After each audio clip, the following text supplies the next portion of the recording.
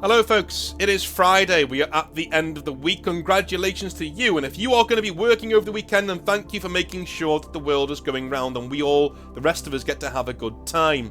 If you like what I do, the subscribe button is down below. Please use it if you haven't done so before. It means a hell of a lot to me as you guys help me towards my 20,000 subscriber goal. That is my next goal, my next achievement on our way to growing the channel. Thank you so much, and if you think my content will help anybody, then feel free to pass it along to them too.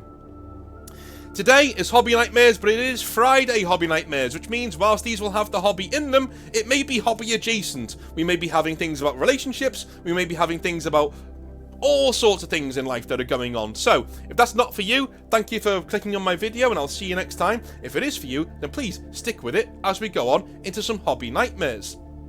A little bit of news before I start. I am writing a novella and it will be with you by the end of December. I'm aiming for Christmas. It is not a massive novella. It's about 30 to 40,000 words. It is essentially going to be on male mental health and making sure that you're practicing the right things, and it's a bit of a memoir as well, with lots of little anecdotes and stories in there from my life over the years and things that have been going on around here. So, if you want to get to know me on a pretty more personal level, that's the thing to go and get. It will be free for everybody on the Patreon who is paying over £5. So if you're paying over £5 on the Patreon, you will automatically get access to this thing when it releases at the end of December. It's something that I'm working on, and if you want it, that's the way to get it. Is you go on the Patreon and you pay the £5 and you can get this novella forever, that is going to be yours to keep and to reread and read as much as you like. So, I'm hammering that out pretty quickly, and it will be with you by the end of next month. Hopefully. If nothing stops me, hopefully it'll be there. So, Hobby Nightmares time. Von Wiener says... We haven't even started. Von Wiener says... let me just open it up here. There we go. Hello North. I want to start out with saying that I love the channel and your stoic outlook on things. Cheers, man. Life is hard, and we often fall down physically and mentally, but it's good to hear a stranger with common interests tell us to keep living, as that is what we ought to do. Damn right. What's the alternative? It would be a shame for someone to live without realising their potential. Anyway, I started playing 40k and fantasy back when I was in middle school and stopped playing when I went to college. While I was away at school, I always considered getting back into the hobby, but my friends were all bros and I just didn't have time for it. During my time at school, however, I spent my free time working out, grappling, Brazilian Jiu-Jitsu / wrestling, and going on random adventures with my 2 dogs. That sounds like an incredibly healthy lifestyle, man. Those were some of the most carefree 6.5 years I'd ever had. Don't judge. I had a small victory lap and managed to get my master's. Okay. Yeah, I was wondering why you were at university for so long. My 2 dogs, let's call them Frank and Tank, were always by my side, even when I had to proctor field trips to go look at geological outcrops with undergrads. Frank is a mix of sorts. Pointer ears, one of which would become floppy after a tussle with an alley cat, and a nice thick black coat on top of an athletic lean build, with a funny hook tail to top it off. Tank, on the other hand, was a strong, bluish-grey English staffy, weighing in at 70 pounds of pure muscle. He was an athlete all round, and loved to play fetch. He wasn't blocky, but perfectly proportional. Tank also loved to huddle under the sheets, and was like a furnace. He was a dog's dog. He chased cats, loved a good slab of meat, and ball was life. I don't really care about what others say about the breed. I'm a dog guy. I love them all, but to me, English Staffies are the best thing to come out of the UK, with 40k behind it. Us 3 were inseparable. Okay, I want to see what an English Staffy... Have I got that right, my mental image of an English Staffy? What it looks like? Let me have a little look here. English Staffy.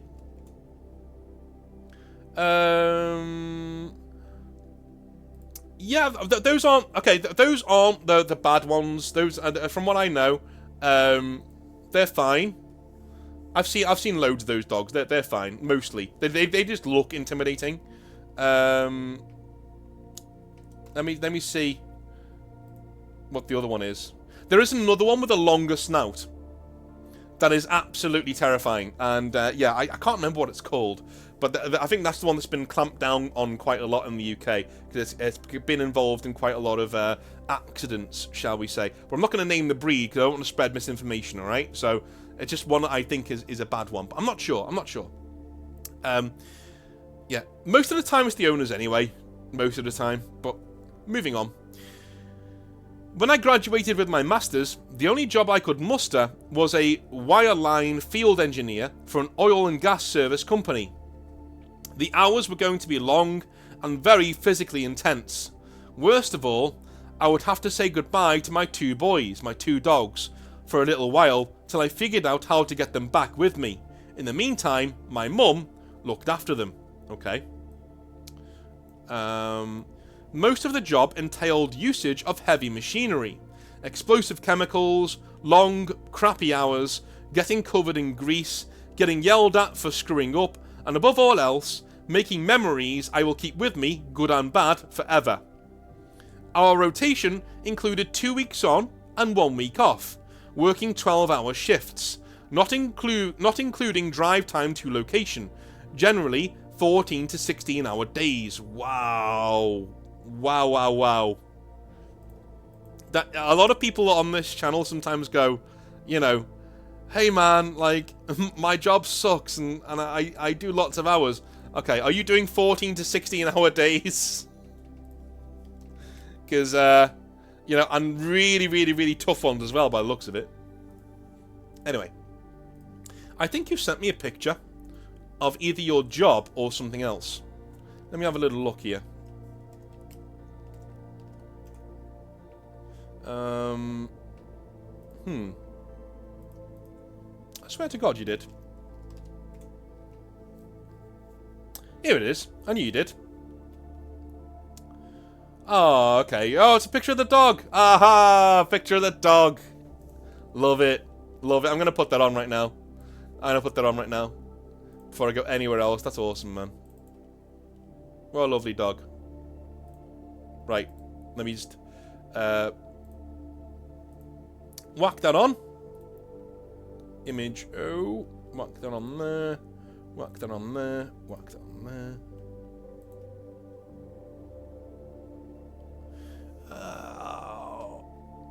Where did I put that thing?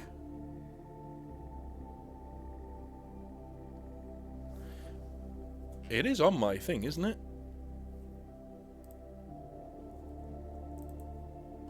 Bear with me. I'm with you 1 sec. I hate it when you here we go. When you download a image to your desktop and it doesn't show. But there we are.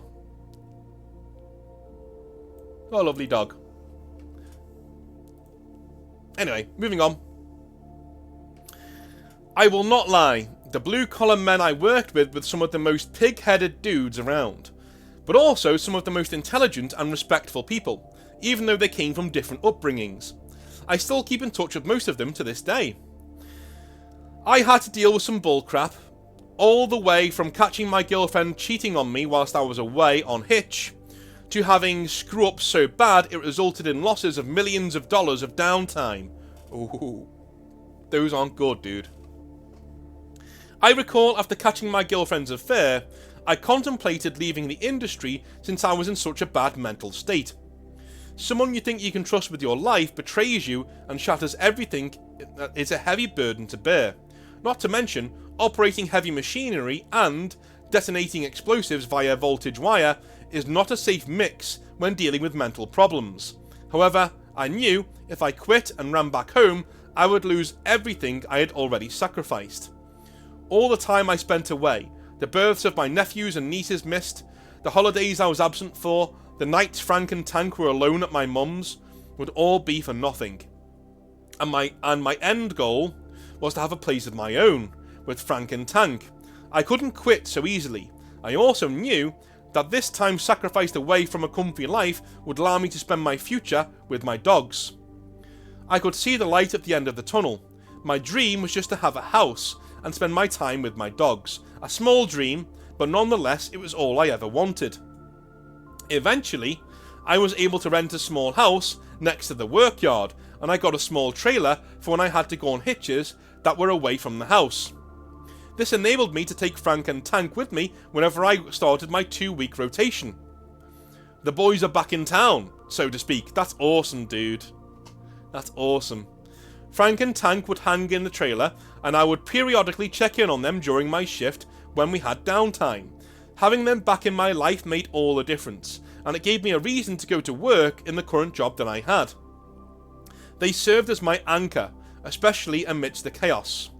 Fast forward a few years, I got moved into the office, and I have a relatively normal schedule, aside from the 3 AM phone calls and how my pupil engineer manages to birdcage the lubricator. What? Is that a euphemism for shoving something up your rectum? I don't know. Or lose a tool string 12,000 into the well. 12,000 inches into the well. Oh my god. At last, Frank and Tank and myself were free to spend our time together, and we didn't have to worry about long hours or if they wanted me to travel to some remote location for a few days. I also get to have a more normal gym routine. I always made time for it when I was away in the oil field. And I even get to start jiu-jitsu again. A few more years, I change jobs and more late night calls, and I buy a house that's not in bumfuck nowhere to our permanent home. At this time, Frank and Tank are 10 and 7. Life is great. I meet the woman of my dreams. I spend every morning with my dogs. I say to myself, I'm financially stable. I got time. Why don't I get back into 40k? In reality, I was on the fence for a few months, but I decided to say screw it and jump back in. I spend hours, no days, researching Death Guard. I'm obsessed. Lore video after lore video. I read The Pale King about 4 times. Each time I read it, I admired Mortarion more and more. I rated to his vindication? You're going to say you... What's the word? You sympathised with his vindication. Yeah, I sympathised with his vindication when he found that the slaves of the Order were grateful for their liberation and things like that. I appreciated his sacrifices and vision, and if he gave up, it would all have been for nothing, a waste. When faced with great opposition, one must become great. I see a lot of parallels between his experiences and my own, minus me accepting the gifts of Papa Nurgle so readily. I spent hours researching how to paint, different techniques, etc, etc. Eventually, I got an airbrush, and I am cranking out models. I may attach some, because quite frankly, I'm proud of them. Life is amazing. My now fiancée supports my hobbies, and she loves Frank and Tank as much as I do, which is hard to imagine. I finally have the start of a small family. My dream of just getting to spend time with my dogs had finally come true. Early in 2023, Frank and Tank are 11 and 14. 14 and 11, sorry. And I notice Tank is starting to act funny. He is moving a bit gingerly and isn't the same. One Sunday he begins to shake and he can't seem to get comfortable, but he is eating and ends up sleeping it off. The following day, I take my boy Tank to the vet. He gets diagnosed with arthritis, and I'm relieved it's nothing serious. Or, so I thought. This is hobby nightmares after all. Fast forward a couple of months, I'm painting my minis, and I've amassed roughly 1,500 points of parade-ready Death Guard. It takes ages to paint, as I am my own biggest critic. And things are business as usual, but I see something strange on Tank's hip. He has a weird lump where his hip meets his groin. Naturally, straight to the vet we go. The vet does a fine needle aspiration to determine if it's a fatty fissure or something more sinister.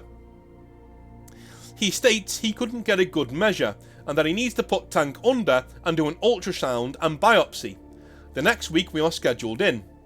That Monday, 2 days before the ultrasound, Tank begins to move very sluggishly. His breathing is laboured and taxing. We rush him to the emergency vet.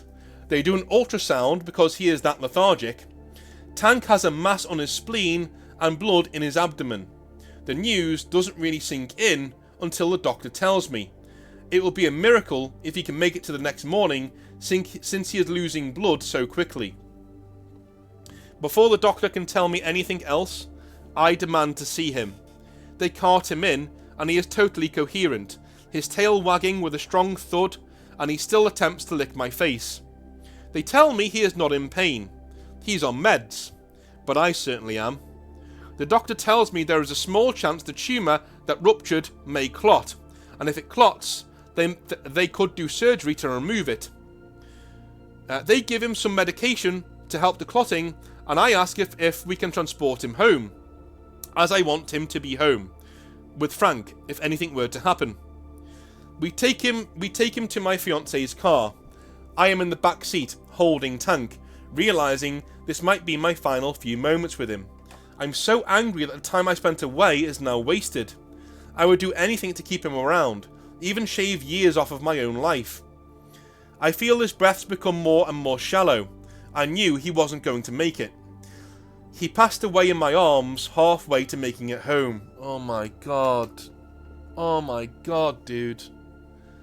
I'm so sorry. This strong beast that I looked at as my anchor, as indestructible, now laid limp in my arms. I was hysterical. I did not know what to do. Honestly, I still don't. A lot of people will just call him a dog, and then I'll just get over it, but I don't think I ever will. It's hard for others to understand, but when you had a past like mine, where you were nomadic and all you really had were yourself, your thoughts and your dogs, it takes away a fundamental crutch to your existence. I had never given myself over to another person, let alone an animal. Like I have Frank and Tank. A piece of my soul was just gone. My giddy aunt, dude, that's horrible. That's horrible. Jesus. The following few months I was blaming myself. Why didn't I act sooner? I should have never gotten back into Warhammer. I should have spent more time with him. If I did, maybe I would have seen a change in him earlier. I stopped doing the things I loved. I stopped going to the gym. I stopped jiu-jitsu. I stopped painting and playing 40k. I wasn't really eating, and I dropped around 20 to 25 pounds. Mind you, I was roughly 6'2" and weighed 215 pounds prior to Tank's passing. A few months of flat stagnation pass. My fiancée would occasionally find me behind our garage in a fetal position, sobbing as I would find some of old Tank's old balls. I felt like a husk of a man and just wanted the pain to stop. You know, the thing is, I'm going to say something now that might seem weird. That dog would not want you feeling that way. Do you know what I mean? Absolutely not. I know it sounds weird, but that dog would not, because it's not a person, but that dog would not want you feeling that way. My fiancée obviously knew that I wasn't right. She knew I had to get my head straight. Eventually, she convinced me to begin volunteering at an animal shelter, and who would God be if he did not have a sick sense of humour? The first dog I see is a blue staffy. It was a disaster. The volunteers see a grown man covered in tattoos bawling over a small dog. Jesus. I managed to gather myself and I am able to actually walk a few of them. However, I couldn't walk the staffy. It felt nice. I know I have a Frank back home, and trust me, now the spotlight is on him, but something about spending time and giving back really helped me. We begin to visit the shelter more frequently. After each visit, we would go to the gym and get a bite. I see that some semblance of normalcy is returning to my life. Eventually, I show back up at the jiu-jitsu gym, My coach, being a dog guy, totally understood. My fiance decides to stop at my local game store on the way back from the shelter, where she encourages me to pick up some models. I do. More Death Guard, Death Shroud, and an Age of Sigmar model I think I can kit bash and proxy as a Terminator Sorcerer. I am painting again, and I'm visiting my local game store again and playing games. The first blue staffy I mentioned earlier, she was still at the shelter until recently. We adopted her, and she is amazing. She will never replace Tank, of course, but I like to think she sent me on this path to meet her. I'd like to think, that he sent me on this path to meet her. I personally don't know what your take on the afterlife is, but I believe nothing is ever wasted. I'll see Tank again. I have dreams about him, Frank and I, all together again. I know that this was fate, and that nothing I could have done would have changed the outcome. It took me nearly a year of self-hatred to understand that. Tank, I miss you, buddy, and I can't wait to see you again. Until then, I'll appreciate the gifts you gave me, and roll the dice. Sorry if this was only partly 40k related, but I like to think that getting back into the hobby also helped me out. Either way, cheers North, and here is a pic of Tank and I. That is going to stay there for the rest of the fucking episode, dude. No problem. No problem at all. Now, I had this email from months ago, but because we only really do more emotional, hobby tangent nightmares on a Friday, this has been the first Friday that I've had to really go over it and actually, do this hobby nightmare. So, hopefully you're still around. Hopefully you're still talking in the Discord.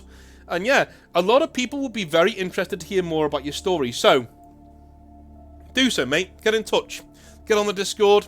Have a word with a few people. Because that is a hobby nightmare that I think people would love to see more pictures of Tank and to reminisce with you about how cool of a dog he was. Anyway, moving on. Warboss Fit says, Hey North, Warboss Fitz here again. Hearing some of the stories that have come up in the past few weeks, I've been trying to get the time to sit down and type out the story of my first girlfriend and how bad that went. Oh my god. Hearing stories of guys writing in who chase after women and get back with their exes, I wanted to get this story to them to convince them to walk away from the toxic women in their lives. It will work out much better for them in the end, trust me. Looking back, there were so many red flags in this relationship that I just ignored, or since it was my first girlfriend, I thought that it was just how relationships were. So, our story starts when I went off to college. I wouldn't say I had a sheltered childhood, but I was always so busy with the hobby and practice and sports, I didn't have time for women. Years later, my mum admitted that she thought I was gay, because I wasn't trying to date anybody. After I got a scholarship to play American football 1,000 miles from home and live by myself, I decided to make time for women finally. I just needed to find one. Glossing over some unnecessary details, but here's the abridged version to get us to the important parts. I joined a fraternity that was mostly the football team members. I started drinking because there wasn't anything else to do there, in that mountain town, and it helped to dull the pain of getting my head kicked in every practice. I was deep into wargaming at the time, mostly 40k and 15mm World War II historical Battlefront, which eventually turned into Flames of War. There was no 40k in the college. There was a comic shop in town that had some card games like Magic and Pokemon, but I've never really been into card games. There was some historical stuff, of course, but they only really played on Saturdays. But college football game days were a Saturday, so there goes that. Moving on to the night I met her, and the red flag that I ignored.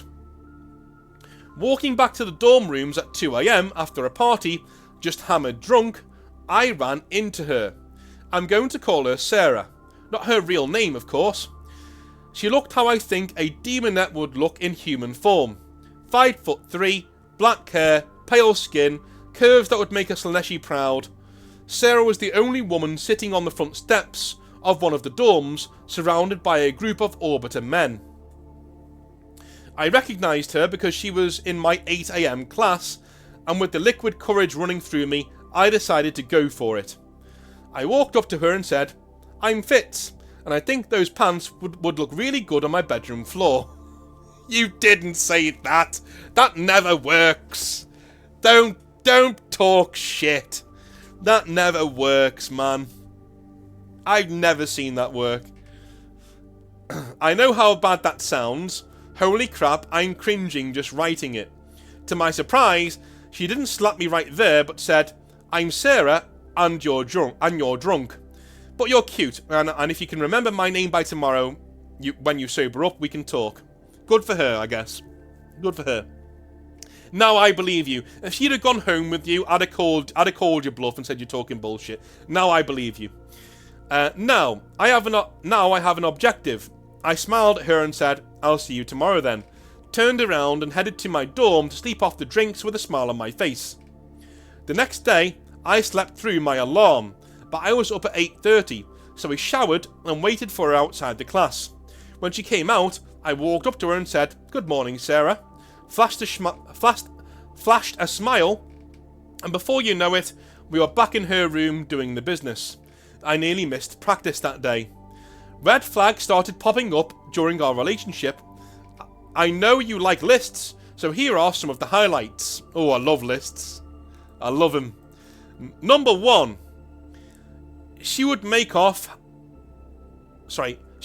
offhand comments and romanticize Romeo and Juliet for the suicide at the end. Oh, that's a big one. That's a biggie. Number 2. She was unable to keep a roommate in her dorm room. She said that they had issues, but I'm sure now that she was driving them off with her antics. Number 3. She would try and keep me from leaving her alone, crying whenever I had to go to class or practice and leave her for a few hours. Number 4. She had a large pile of pills that were prescribed by the campus psychologists, allegedly. Those are all leavable offences. But here's the thing, man. Here's the thing. I bet you the sex was great. Just the sound of this woman and how she acted with you with that she's got that confidence to say, "Hey, you're drunk now, so I'm refusing, but come back to me tomorrow and we'll see." Yeah, like a woman without utter man-animal confidence isn't saying shit like that. And that is a woman who is also crazy and probably amazing in bed. You can keep a guy around a long time if you're good in bed. Trust me, it's happened to me. I've been with some toxic women in my time that I should have left months before I actually did. Months before. But hey, there you go. This brings us to our first You Should Run Right Now event. I went over to her room one night after practice, and we were just sitting there talking when there was a knock at the door. I opened, and it was the police. They escorted me out and started interrogating us both separately about her pills.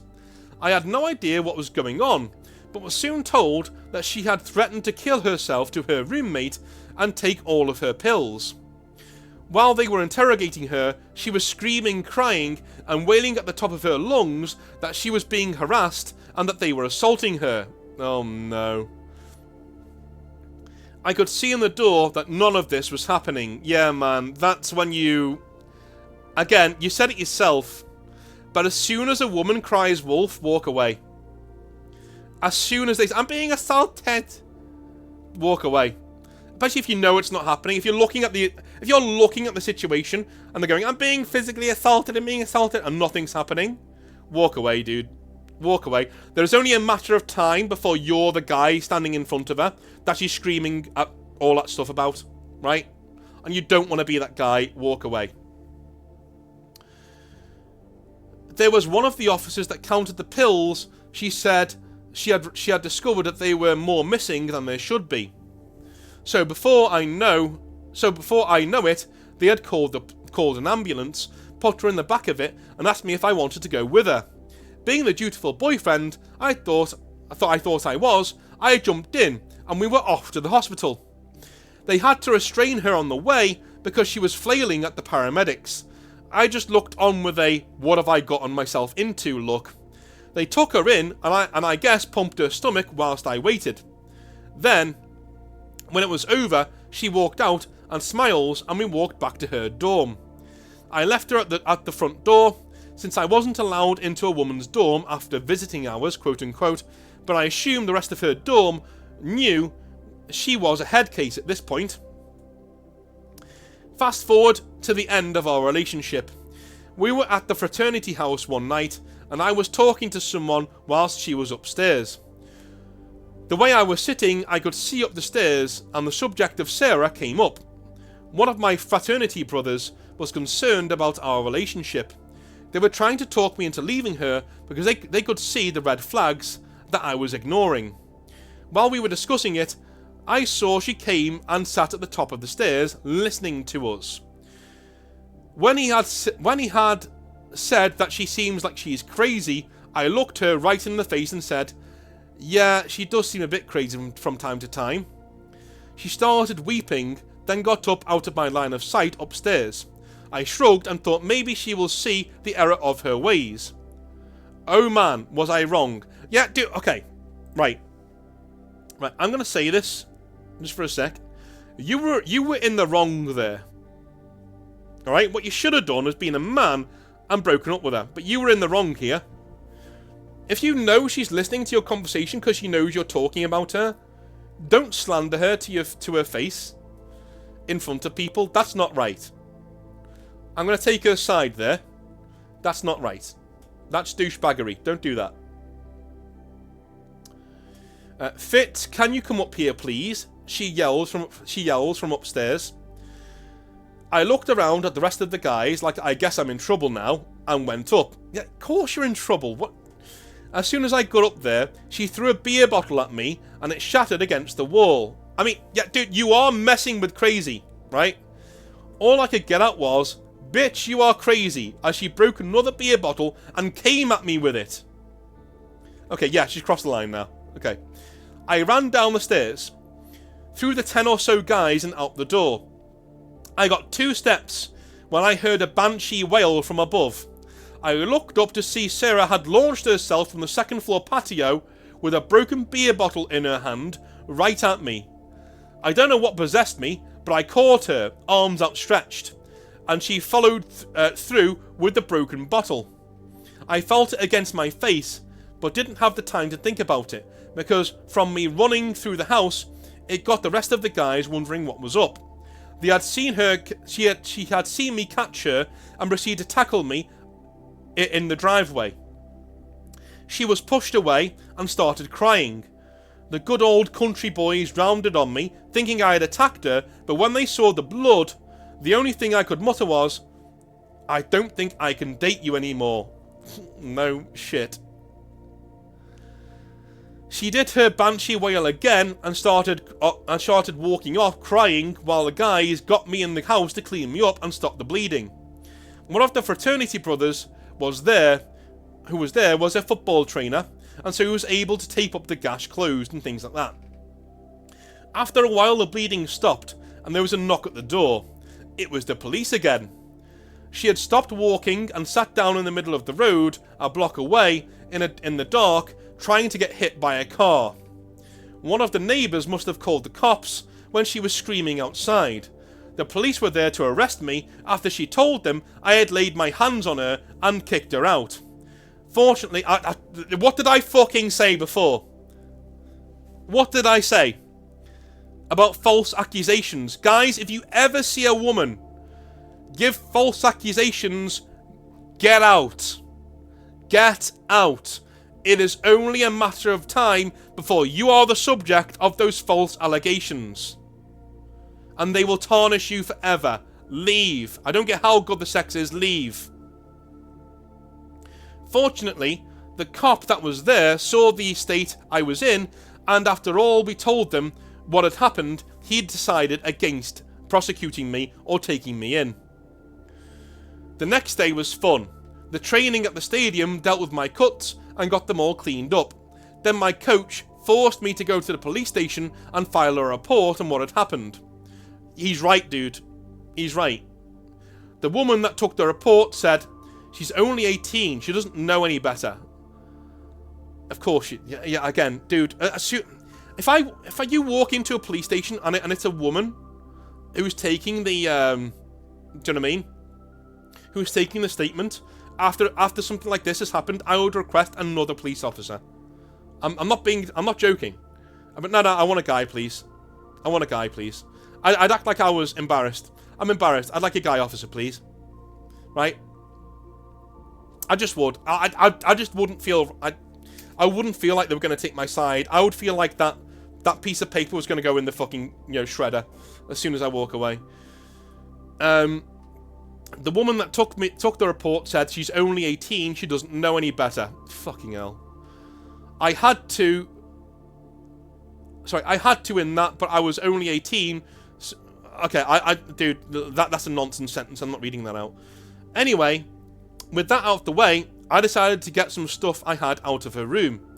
I requested a police escort, but they decided that they had better things to do, so I went over there myself. Dude, you got frat boys. Go over there with them. She was in full crazy mode, screaming, crying, berating me, saying she can't live without me. I stoically just walked into her room, gathered my stuff in my arms, and walked out. Then, when we were outside, and her antics had caught the attention of every soul within a mile, she pulled her last card and blurted out, "Fitz, I'm pregnant," in front of everybody. I stopped, turned to face her, and said, "Well, good luck with that," and walked off. Jesus. This, of course, made me a social pariah for the rest of the semester. Girls who lived around her assured me later that she was in fact not pregnant, yet no shit. I didn't think so at the time, and I didn't care, and just wanted out completely. I also found out that she went on to sleep with every guy who would let her in her room for the rest of the year. Not sure if she was doing that whilst we were dating, but I wouldn't have put it past her. That was the day before. That was in the days before social media, so I had no idea what happened to her or if she still is even alive. That was my introduction to dating, anyway. In a way, I should be thankful to her. She completely broke my drama meter. After her, if I started getting a whiff of crazy or drama, I would just walk away, knowing that I didn't want to go through that hell again.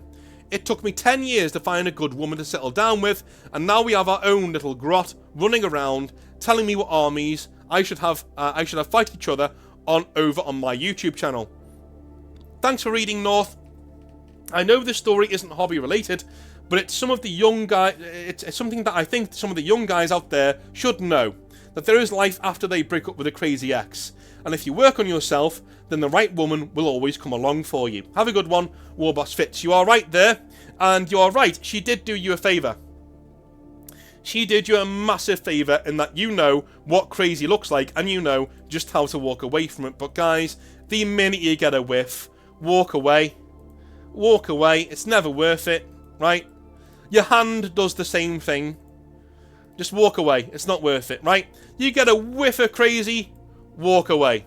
Anyway, love you all long time. I will speak to you on Monday. Have a wonderful rest of your day, and I'll see you then. Have a good one. Bye now.